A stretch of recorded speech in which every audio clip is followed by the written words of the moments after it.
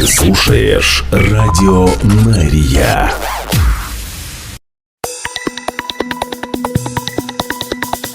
Израильская служба новостей в прямом эфире на Радио Мария. Здравствуйте. Сегодня 16 января. Мы начинаем.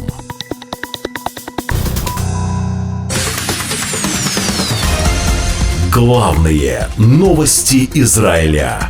Слушай на Радио Мария. Ночью 16 января премьер-министр Израиля Биньямин Нетаньягу позвонил избранному президенту США Дональду Трампу и президенту США Джо Байдену. Согласно заявлению канцелярии премьер-министра, Нетаньягу благодарит Трампа за его, цитирую, «помощь в освобождении заложников и оказании помощи Израилю в прекращении страданий десятков заложников и их семей». Нетаньягу благодарит нового президента США, цитирую, за его комментарии о том, что Газа никогда больше не станет убежищем для террористов. Нетаньягу договорился с Трампом о встрече в Вашингтоне уже в ближайшее время. Премьер-министр Израиля Биньямин Нетаньягу также ночью позвонил и президенту США Джо Байдену. Он благодарит Байдена за помощь в продвижении сделки по освобождению заложников.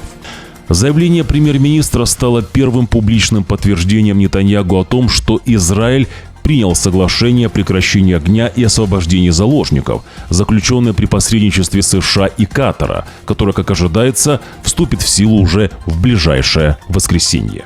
Новости на Радио Мария. Ну и офис премьер-министра Израиля Биньямина Нетаньягу вновь заявил, что окончательные детали соглашения о прекращении огня и освобождении заложников между Израилем и Хамас все еще обсуждаются в Дохе. Официальное заявление Нетаньягу по сделке будет опубликовано только после того, как будут завершены окончательные детали соглашения, работа над которыми ведется в настоящее время, говорится в заявлении офиса премьер-министра Нетаньягу.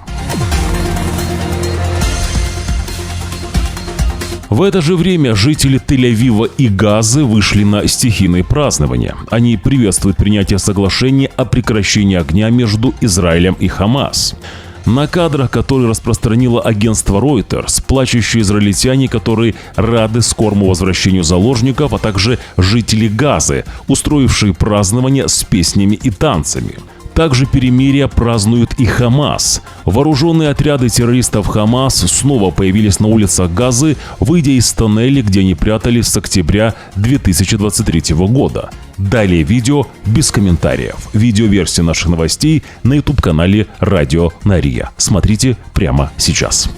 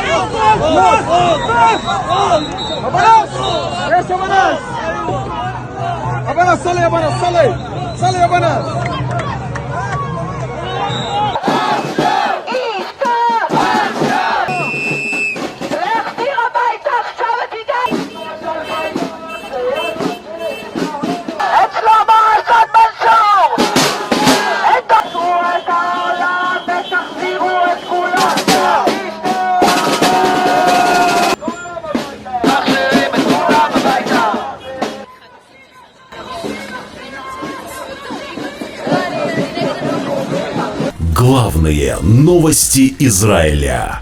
Представитель Госдепартамента США Мэтью Миллер заявил, что соглашение о прекращении огня направлено на то, чтобы обеспечить поставку более 500 фур гуманитарной помощи. Однако это не произойдет в одночасье.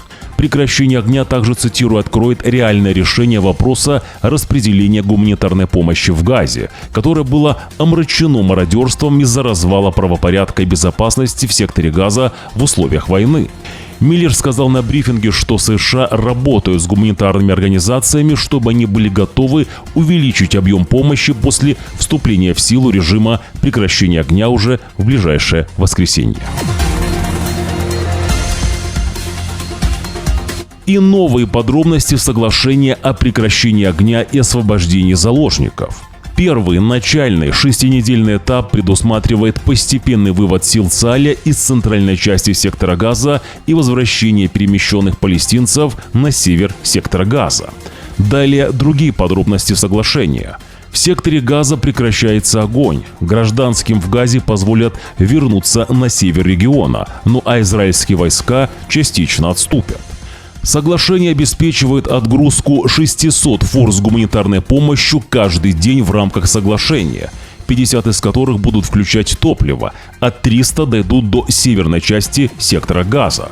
Хамас освободит 33 заложника, включая всех женщин, детей и мужчин старше 50 лет. Хамас сначала освободит заложников моложе 19 лет, затем же мужчин старше 50 лет. Израиль же освободит по 30 палестинских заключенных за каждого похищенного и 50 за каждую женщину-солдата. Израиль освободит всех палестинских женщин и детей в возрасте до 19 лет, арестованных 7 октября и которые содержатся в израильских тюрьмах. Число палестинцев, которые будут освобождены из израильских тюрем, будет зависеть от количества числа освобожденных похищенных. Из израильских тюрем может выйти от 990 до 1650 человек, включая мужчин, детей и женщин. Переговоры по поводу следующих этапов начнутся на 16-й день, но дальнейшее перемирие не гарантировано. Новости на радио Нария. Министр иностранных дел Израиля Гидеон Саар заявил, что поддержка соглашения о прекращении огня и освобождения заложников, цитирую, «очень трудное решение, но его необходимо принять. Я хочу быть с вами предельно откровенным и честным. Это очень трудное решение», говорит Саар в своей речи перед еврейскими лидерами в Большой синагоге Рима, прежде чем он прервет свою поездку и вернется в Израиль. Когда вы принимаете решение об освобождении стольких террористов из израильских тюрем, а это не единственный аспект соглашения, это непростое решение, говорит Саар. Но израильскому кабинету министров придется его принять. Саар продолжает. Израиль сделал все возможное и вернул домой большинство заложников, но 98 из них все еще там. Если мы отложим решение, мы не знаем, сколько из них выживут. Поэтому нам придется принять очень жесткое и болезненное решение, заявил министр иностранных дел Израиля Гидеон Саар. Главные новости Израиля. Президент Турции Раджеп Тайип Эрдоган заявил, что его страна надеется на, цитирую, «прочный мир в секторе Газа после объявления о прекращении огня и соглашении об обмене заложников и пленными между Израилем и Хамас», цитирую. «Мы надеемся на то, что соглашение принесет пользу нашему региону и всему человечеству, особенно нашим палестинским братьям, и что оно откроет путь к прочному миру и стабильности», пишет Эрдоган в соцсети X. Поддерживаемые Ираном хуситы в Йемене приветствуют палестинские террористические группировки в Газе после объявления о прекращении огня и соглашений об освобождении заложников. Однако хуситы предупреждают, что Израиль, цитирую, «продолжает представлять угрозу стабильности и безопасности региона». Я же напомню, что 7 октября 2023 года хуситы выпустили по Израилю более 350 беспилотников и баллистических ракет, а также совершили многочисленные атаки на международные пути в Красном море, утверждая, что делают это в поддержку Газы и палестинского народа.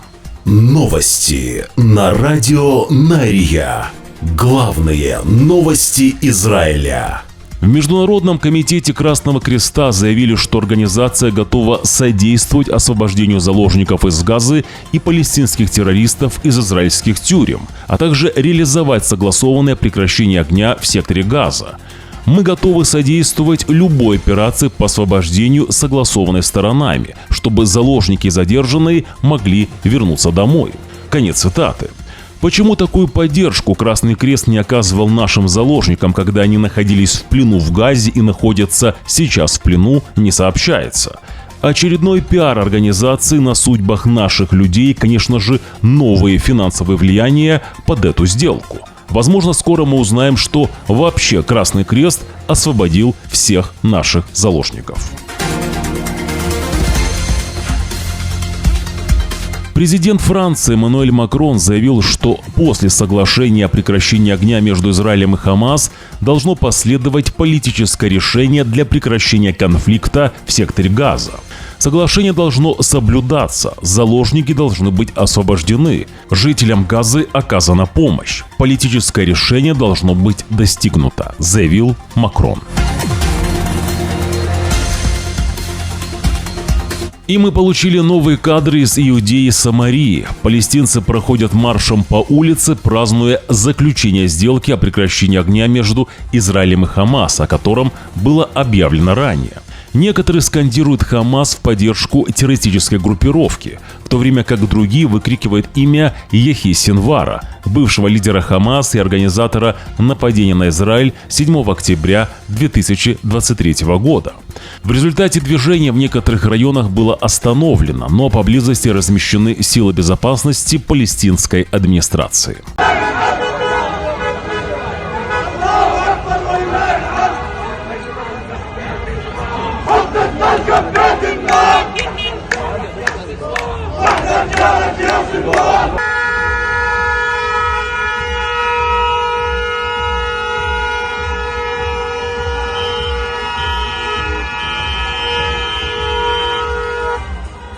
Новости на радио Нария. Самый ярый противник какой-либо сделки с Хамасом, министр национальной безопасности Израиля Итамар Бен-Гвир, в эфире 14-го телеканала израильского телевидения заявил, цитирую: «Это ужасно. Это создает Хамасу образ победы.